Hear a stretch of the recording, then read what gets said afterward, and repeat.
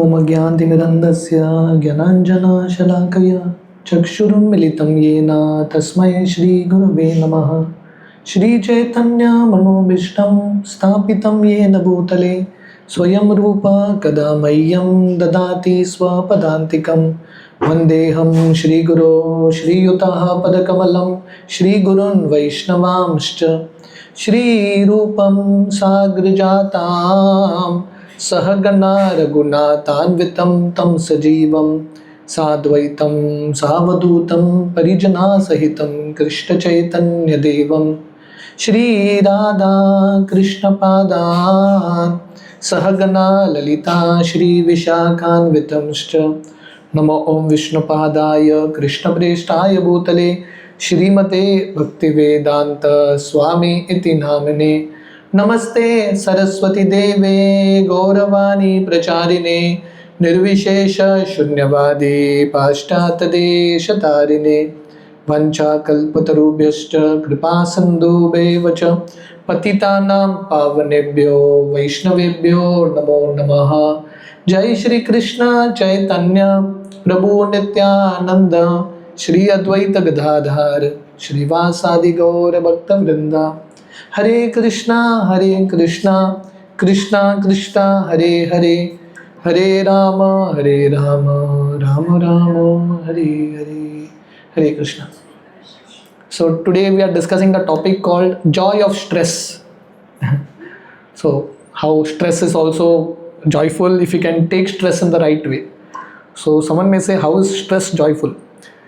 So stress is something that we actually need in life to some extent. Just like a rubber band, what is the purpose of a rubber band? To stretch it. Right? If there is a rubber band and just lying down, that means it's not being utilized. Rubber band's purpose, it has to be stretched. But if you stretch it too much, it is going to break. But the optimum level of stretch has to be there for the rubber band to have its use. Similarly, stress is completely not a negative word. Some amount of stress is needed. This is called positive stress. Just like in cooking, you have salt. You had salt in cooking. How much salt should be there? Not too much, not too less. But if there is no salt, how will the cooking taste? Completely miserable. So similarly in life, you need stress, but stress should not be too much, it should not be too less. Just like school children, they have exams. Exams are stressful, but is exams needed or not? If that exam pressure is not there, probably many children will not even study. So some amount of stress is needed to bring the best out of us, but it should be in the optimum level. So there are three zones. One is the panic zone, one is the layback zone, and other is the stretch zone. Panic zone means you are too much stressed out beyond your capacity. You are pulling the rubber band too much. And layback zone means you don't have any stress at all.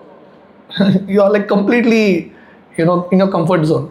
So we have to be in that between part, stretch zone. That's where the optimum energy of us is expelled and we have the best experience of life. So stress is the wear and tear that the bodies and mind experience to cope up with the continuously changing environment. See, in this world, you just cannot avoid stress. Lord Krishna in the Bhagavad Gita, he says, Dukkhalayam ashashvatam. This world is a place of suffering and it's a place which is completely temporary. You may get used to a certain situation now, but very soon the situation is going to change. So you have to cope up with it. You have to cope up. Like in science we have heard, survival of the fittest. So you have to make yourself fit if you have to continue this. So there is certain wear and tear of our bodies because we have to cope up with this stress. So stress, it is a state of mind which distorts comfortable way of living. So if you have too much stress which you can't handle, it is actually a state of disease. Disease means where you're not at ease. That's what too much stress does to us. We see in the Bhagavad Gita begins with Arjuna in a state of stress. Right? We have discussed first chapter to some extent. Arjuna was so stressed out because Arjuna had to fight with his own relatives. It's not that Arjuna has not fought wars before. He has fought very powerful wars. The fear for him, the stress for him is not that he has to fight. The stress is that he has to fight with his own relatives, his own grandfather, his own teacher. So this is something that he has not faced before. So in life, every time a test comes to us, every time the test is going to be different. There is no repeat test. Every time the test is different, so you have to be ready for it. So Arjuna, he starts with a situation where he's very stressed out. He just can't handle. He gives up his bow and arrows. He just sits on the battle on his chariot and says, I cannot fight. And then Lord Krishna explains the knowledge of the Bhagavad Gita. So Bhagavad Gita is the knowledge that actually helps us deal with stress. So many people have this question, why do I need to come to Gita classes? It's very important. Otherwise, how will you deal with stress? When you are in stress, what books can you refer to? Can you refer to your history book, geography book? What book you refer to? Bhagavad Gita, the scriptures are a book that can actually bring things in perspective. See, the mind by nature focuses on one thing and even if the problem is very small, the mind will make it very, very big. But when we get things in the right perspective, we'll be able to see the same problem in a different way. We give this example. If you are in Bombay and you are standing next to a skyscraper building, the building is so tall, right? But now if you go on a flight and you go higher, that same building will appear small, right? It's not the building size has gone small, you have gone higher. Now your perspective has changed. Similarly, what the Gita, the wisdom of Gita Bhagavad, what it does to us, it doesn't change the problems. Problems still remain. Even if you come to a Gita class, you don't come to a Gita class, problems are going to be there. But as spiritualists, we are more able to deal with these problems because we have risen in our own consciousness. The problems seem small and manageable. So how does stress arise? So there are different reasons why stress arises. The first reason is competition. Big cause of stress, at least in modern world. Second reason is unhealthy lifestyle. The third is too much expectation. And the fourth is uncontrolled mind and senses. So in today's world, competition is so much competition. See, previously, before the social media came, even if you have to compare, you will compare with someone near you. Now with the social media, you compare with like millions of people around the world. So stress is actually mounting up. There's a lot of stress mounting up.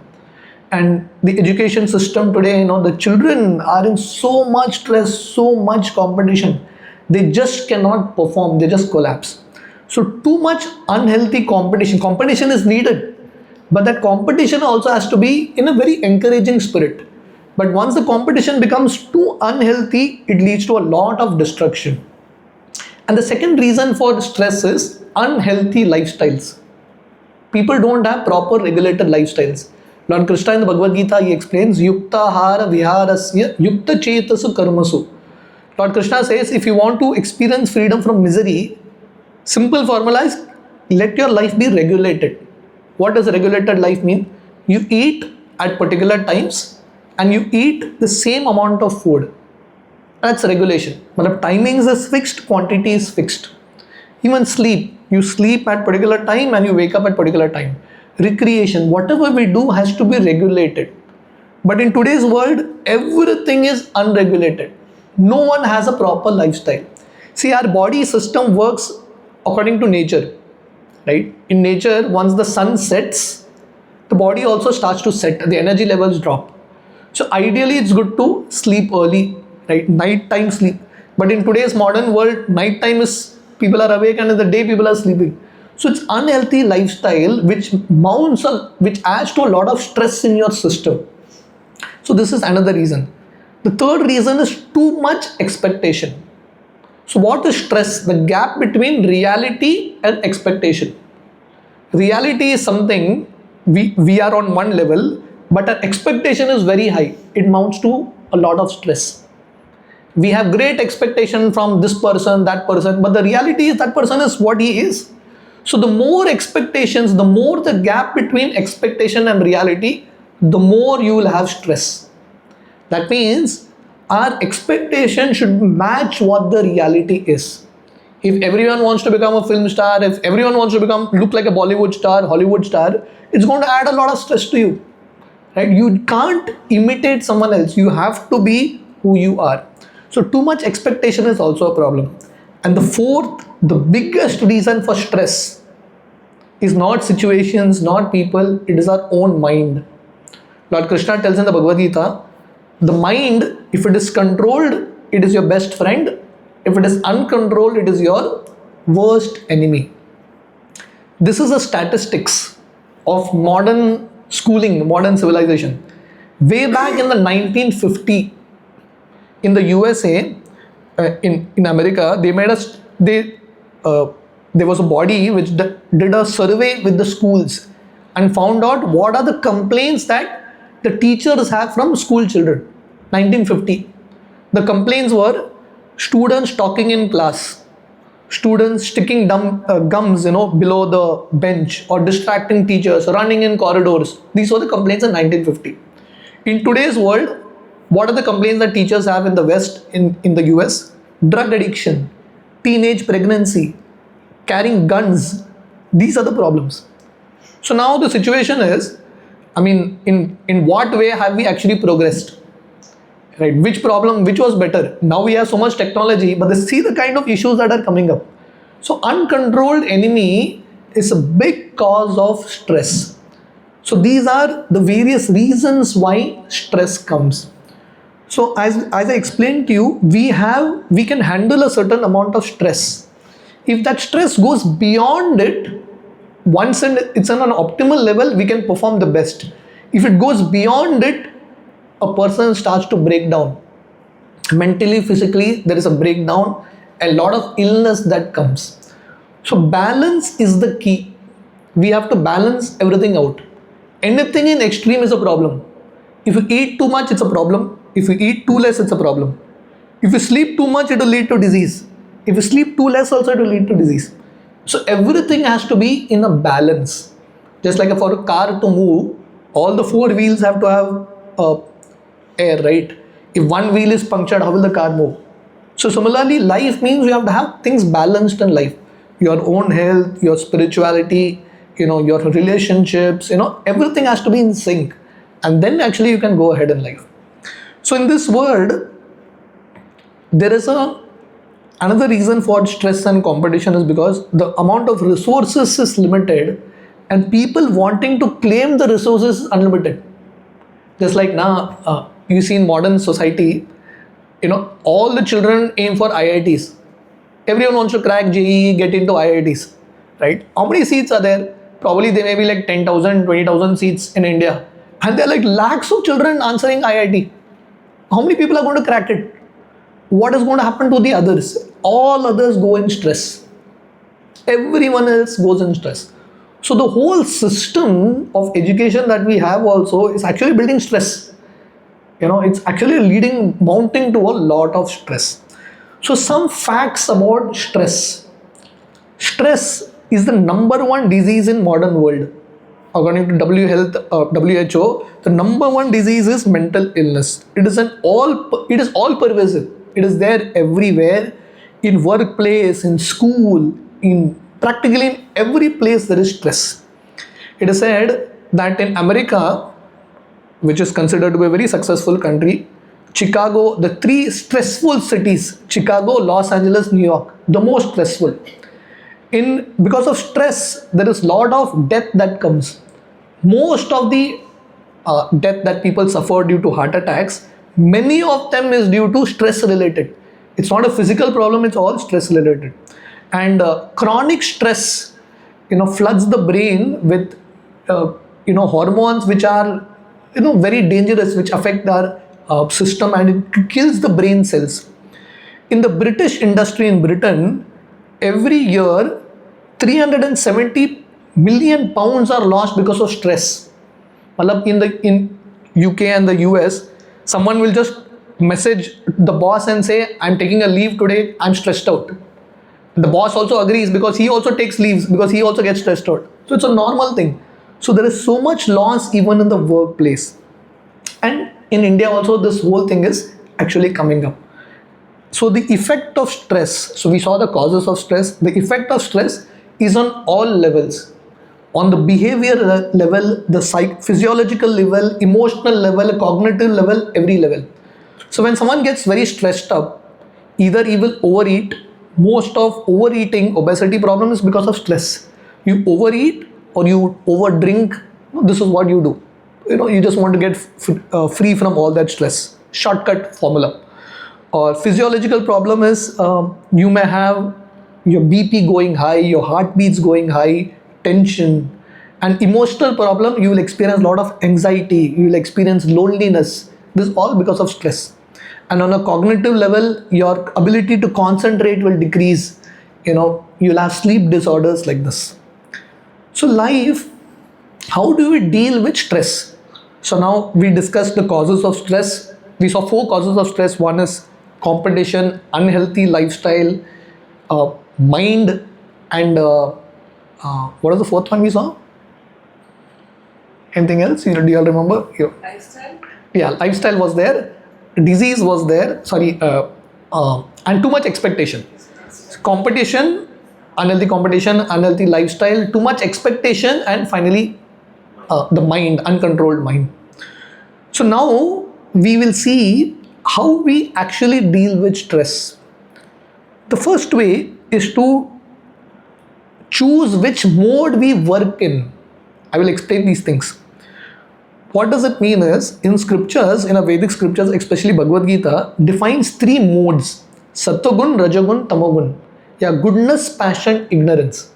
So depending on what mode we work in, the same situation we will be able to deal it in a different way.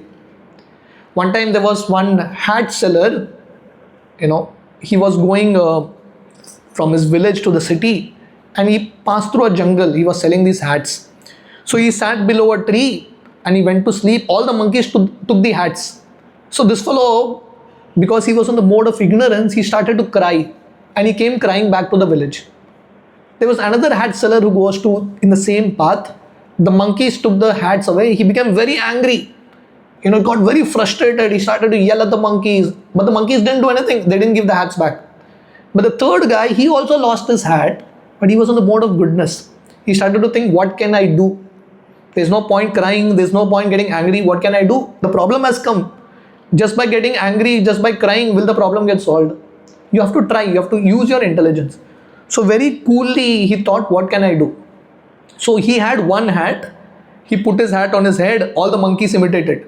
And he took that hat and threw it on the ground. And all the monkeys threw their hats on the ground. And he took his hats and went.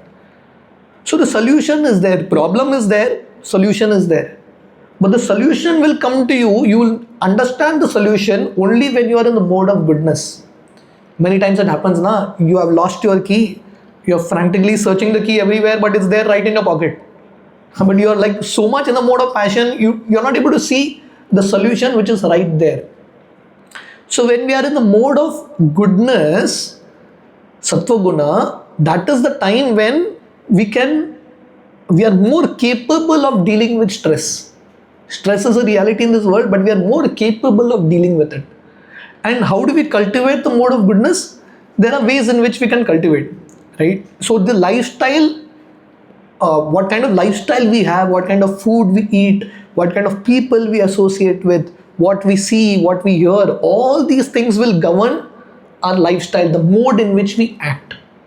So if we are eating sattvic food, if we are associating with sattvic people, if we are having sattvic thoughts, we are reading books that are sattvic, we are seeing things that are sattvic, naturally the mode of goodness will come in, and we'll be able to deal with stress in a better way. So this is the first thing. The first thing is our attitude depends on the mode that we are working in, whether we are in the mode of goodness, passion, ignorance. Second is, we have to understand that given the situation, a situation may be very stressful, it may lead to a lot of anxiety, it may create all these hormones in you, but still we still have the power to choose. Last time we discussed the power of choices. As human beings, we have the power to choose. Therefore, we are responsible. Animals are not responsible. We are a responsible species. What does responsibility mean? We discussed this last time. The ability to choose our response. Given a certain situation, given a certain stimuli, how do we respond? Like we saw this example of these three hat sellers. Situation is the same, but there are three different responses. So we have the ability to choose our response.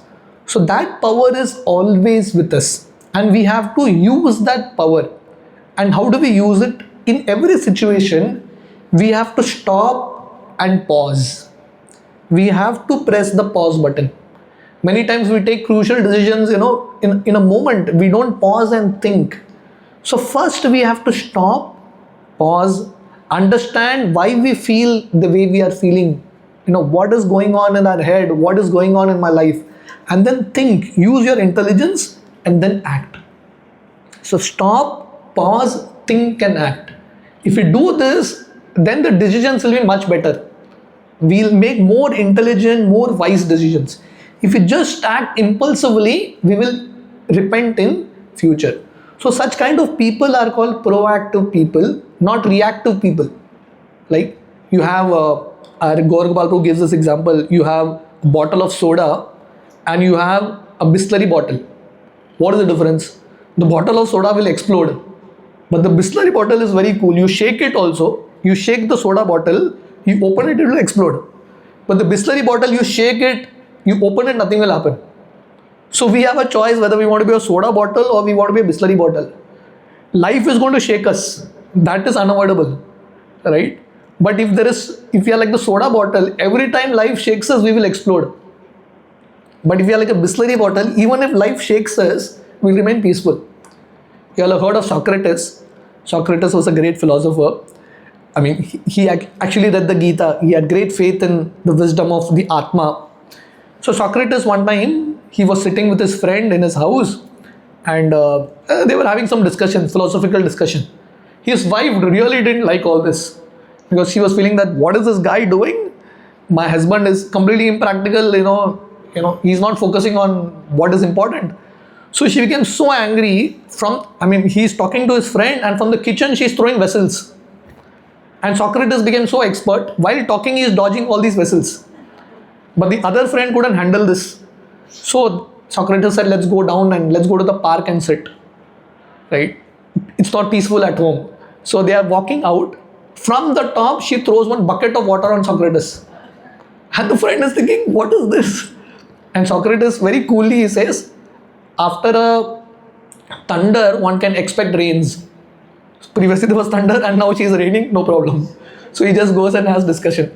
So situation is the same. You can't change situations, you can't change people, but we can change our own responses, right? So, whether it is people, whether it is environment, whether it is situations, these are things that we cannot change. We can change our own response to it. So many people in this world love to play the victim card. They love to keep telling that, I have been, there is unfairness that has come on me, I have been cheated, I have been doing this. If we do this, the only thing we are doing is, we are giving our control to something else. We are literally becoming helpless, right? So it feels good. Actually, it's one kind of a subtle feeling that you get. You feel, because when you keep telling that because of him I am suffering, because of this person or this situation I am suffering, you feel good because you don't have to take responsibility. You easily pass the blame to someone else. But the point is, you feel good, but you will never get out of the situation. To get out of the situation, you have to digest the pill that you are suffering because of you. No one else is responsible for your suffering. You are suffering because of you. No one else is responsible. So when we take this, it's very difficult to digest it. But once we accept it, then we have control also, because now I know that I can control my life. So passive, reactive people are always blaming. They are people who will be angry. They are people who are trapped in their mind. They are people who are powerless. They are people who are diseased. But proactive people are people who are powerful, who focus on what they can do. They are people who are accountable. They are people who are peaceful. So we have this choice whether we want to be just reactive like that soda bottle, or whether we want to be, cool, just like that Bisleri bottle. Third very important way in which we can control stress is deciding what our priorities in life are. Right? In English, they say that watch your thoughts. Your thoughts will become your words. Watch your words, because your words will become action. And watch your action, because what you do repeatedly will become your habit. And that habit will become your destiny. Right? So it all begins with thoughts, intentions, our priorities. What are we thinking about? Thinking, feeling, willing. What are we thinking about? What are our words? What are our actions? So every change has to start internally first. Like every building is made, there's a blueprint that is made, and then the building comes up. So every change has to come internally. Right? We have to have that desire to change. We have to have that desire to improve. See, God can provide resources for all of us, but the desire to improve, God cannot put it into our life. We have to develop that desire, that intention, that thought should be there with us. And then when the good thoughts are there, we'll have good words that come out. See, words make a big difference. Just by the language people use, you will immediately understand what is their mindset. People who have this victim card, they'll keep regularly using abusive words. They'll keep using negative words, and those words become your reality. Thoughts, words seem very, it seems that it looks like they don't have any power, but they're very powerful. Words are very powerful, thoughts are very powerful, because what we think regularly and the words we speak regularly start manifesting in our life also. So it's very important that we choose words very carefully. Choose words that are positive. Choose words that are affirmative. Right? What we speak will actually come in our life. So what do we want? If we keep saying that I'm suffering, more suffering will come. But if you look at life and start to say that, yes, probably I'm suffering, but I want to get better. I want to improve myself. I'm getting better. I'm getting healthier. So these words actually make a difference. So choosing our priorities, choosing our right association, what words we choose, very important. As human beings, we have to be very conscious. You understand what is conscious? So there is one word as conscious, you are aware. Most people now, they are not conscious of anything. They are not at all conscious. They are not conscious of the effect the negative words are having on them. They are not conscious of the effect of the wrong people, the association of wrong people that's happening on them. They have become very dumb. After a certain point, when you are regularly exposed to something, you become very insensitive. That thing doesn't affect you anymore. But as human beings, we have to become conscious. We have to become aware. In this environment, what are the vibrations that are coming to me? In this environment, what is happening to my own thoughts? Because ultimately, we are all products of our environment, of our association. So choosing our priorities right is something that is very, very important. And the next principle, how to deal with stress, is to empower the intelligence. The Bhagavad Gita, the Upanishads give this example. Our body is like a chariot. And the mind is like the reins. The senses are the horses, the mind is the reins. Intelligence is the driver. So if you want to control, ultimately stress comes through the mind, uncontrolled mind. So to control the mind, we have to empower the intelligence. And how do we empower the intelligence? By reading scriptures. So therefore, Arjuna in the start of the Gita, his mind was completely out of control. But when he took time to hear Gita, his mind, his intelligence became much stronger, and he was able to deal with the mind. So we have to spend time reading scriptures. Like someone goes to the gym, you go to the gym to work out for the body, but there has to be some workout for the intelligence also, right? If you have to deal with the mind, your intelligence has to be strong. And what is the gym for the intelligence? Satsangs.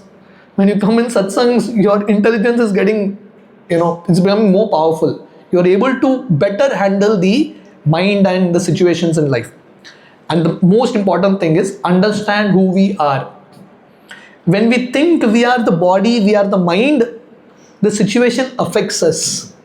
Therefore, in the Bhagavad Gita, Arjuna is stressful. Arjuna is completely in stress.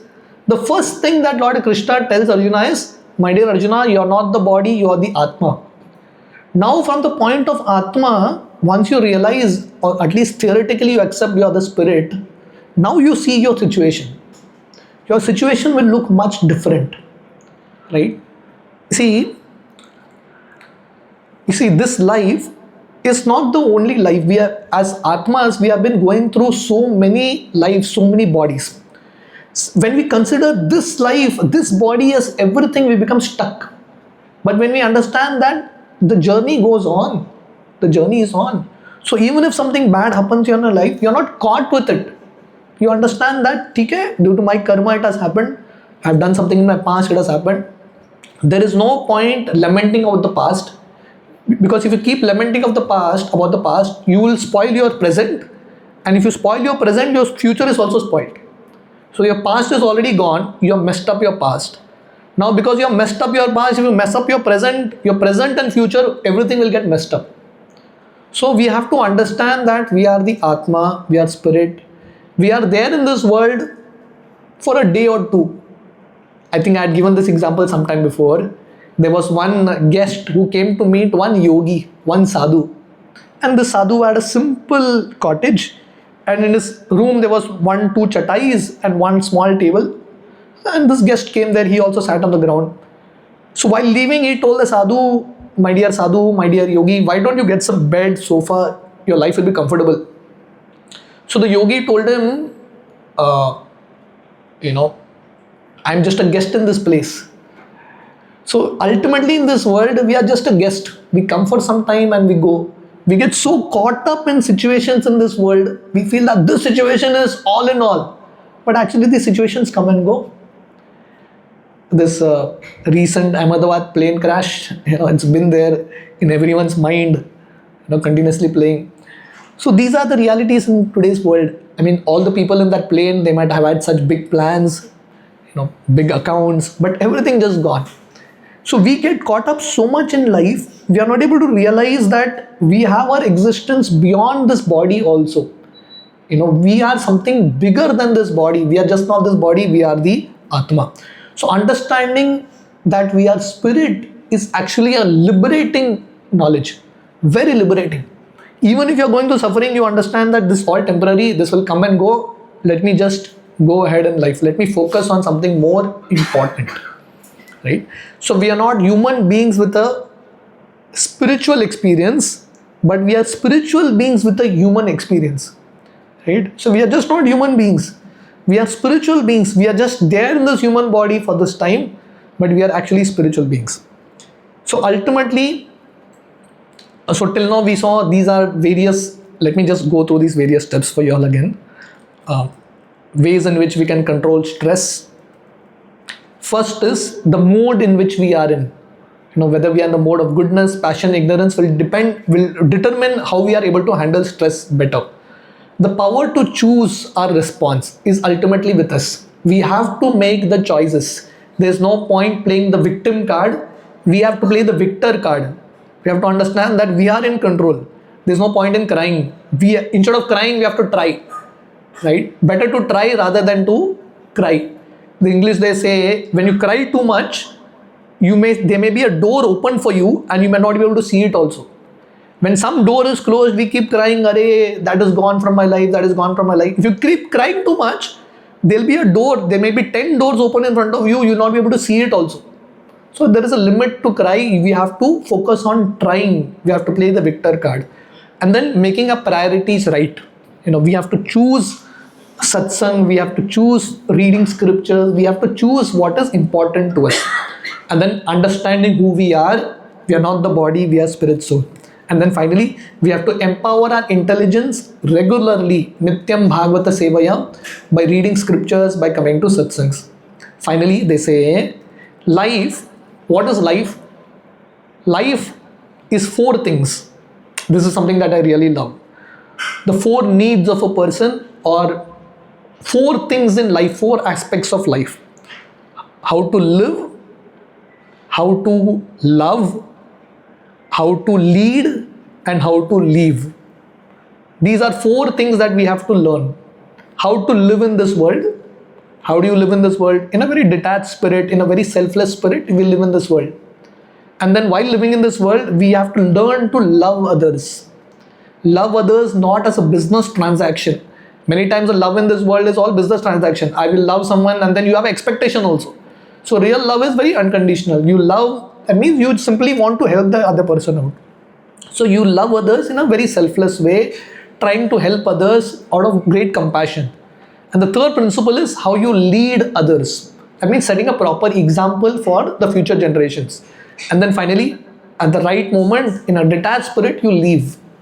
And then you leave a legacy for others to follow. So if in this way we can live life, then with all the stress, there'll be some meaning to our life also. See, everyone's life is like a book. Everyone's life is like a book. At the end of our life, everyone will learn something from our life. So the question is whether we want to leave good lessons for people, whether we want to leave wrong lessons for people, whether we want to be a good example, a bad example, right? So that's what it is. So the beauty of life is every year in our life is like a chapter that we are writing. We may not have control of all the chapters that has already been written, but the future chapters, the future days is there with us. So it's very important that we consciously write a script in such a way that even after we are gone, the story is retold by people and the story is remembered by people. Thank you all very much. Hare Krishna. So these are some thoughts on the joy of stress. Very important lessons. Yeah. Prabhuji, I have a question. You said expectation. Although you have gone through this many times, and I am really trying very hard, Yeah. we should not expect. But I feel when it comes to relationships with friends, there is some expectation if this person should be this towards me. And like that. So I am trying, but it's expectation is still there. So how I Reduce it little by little. So the way you can reduce it is go back. See, we should not be stuck in the past, but the past has a lot of things to teach us. Many times what happens is our present is just a repeat of the past. That's what keeps happening. See, there's no problem doing a mistake. Human beings do a mistake. But doing the same mistake and again is a problem. Even if you have to do a mistake, do a new mistake. Right? If you're repeating the same mistake again and again, you have not actually learned. So the problem is, many times what you're looking for is there in our past. So you just take some time, go through your experiences in the past. And so therefore, taking time to think, right? Whenever I have kept a certain expectation with someone, has this expectation been matched? If not, is it intelligence to again invest an expectation in someone? So you can do it, but then again there may be a heartbreak. Okay, you may have one more, but then at some time we have to learn a lesson. See, in this world, you have, in movies you have this love triangle, So literally in this world, things go on like that. Whom you love, that person loves someone else. And that person that person loves someone else, and that person whom he loves or she loves, he loves someone else. So the life is like this. Whom you love, very difficult that you're going to get that same amount of reciprocation from the other person. So it's intelligent to slowly invest more of our love and affection in Krishna. There'll be less heartbreaks. Otherwise, in this expectations also come from selfishness and selflessness. Yeah. So if you're selfless, theoretically there is no expectation. Yeah. Yeah, in one sense, yeah. So we have to learn to be, definitely we are all like children learning these things. We have to learn to be a little more selfless. See, when you do some good to someone, as I told you, it may not always happen that good comes back to you through that same person. but the channel of good will be there. It will come to your life through someone else. So we have to understand this also. So many times what happens when we are regularly, when there are heartbreaks, we feel that let me not love anyone only. You go in another zone completely. That's also not right. You show your love and then be detached and understand that that love will come to you in some other way and you will see it. We will see it in our life. Like you may just go to a goshala and you may have the cows coming and licking you. Your heart is like completely full, right? So your love comes, yeah. So Krishna has his ways of giving things back to you. She knows what I'm talking about. Yeah. I had another question, but I need you to switch the phone off. Yeah, that's what I want to do. Yeah. Yes. Yeah. I put it off. I'll just come.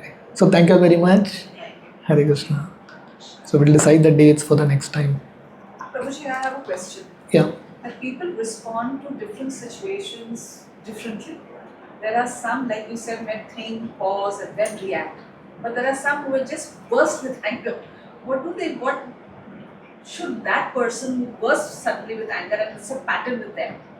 Like every time something happens, they burst. How do you control that? How do you tell them, that why not pause and think and then react? Yeah. So the first thing now, see, these lessons are more for us than for others. Very difficult to change others. Very difficult. I am like that. Partly I am like that. To be very honest, I mean, I'm telling something about myself. Then that's fine. I get angry very fast. But then it's, now like you said, pause, think, then react. I have started that, but it is like, this has become a pattern of the reaction. Very fast, quick burst, outburst. And then I kind of calm down, having said what I have to say. But I don't realize that in the bargain, I may have hurt somebody really bad. So that's what you have to focus on. You have your answer. So that's what you have to focus on. You put yourself in the shoes of others. I mean, if someone had to burst out at you like that, how will it feel? So you have to see. There are certain natures may not change overnight. If you can get a little better at it, you're moving ahead, right? So if your anger bursts are getting a little lower, that means you are at least moving ahead. Previously you might be bursting out like 10 times a day. Now at least 4 times a day, 5 times a day, you are getting better at it.